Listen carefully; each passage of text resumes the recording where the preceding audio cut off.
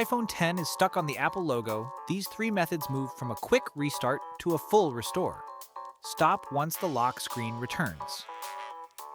Method 1. Force restart. Quickly press volume up, then volume down, and keep holding the power button. Release it when the Apple logo appears, then wait for the device to restart.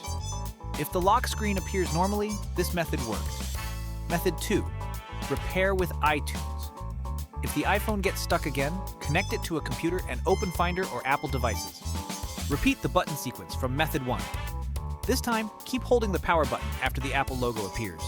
Release it when the recovery mode screen appears. Once the computer detects the iPhone, choose Update, not Restore.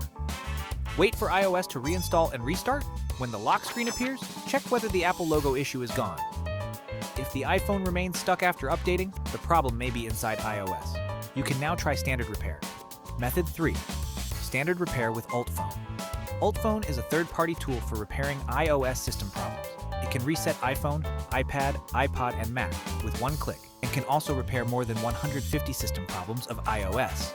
The operation is simple and efficient, and it is very friendly to novices. Download and install UltFone iOS System Repair. Open it and connect the iPhone. If the program cannot detect it, follow the on-screen recovery mode guide. Then click Start Repair. Choose Standard Repair. Confirm the detected model and system information.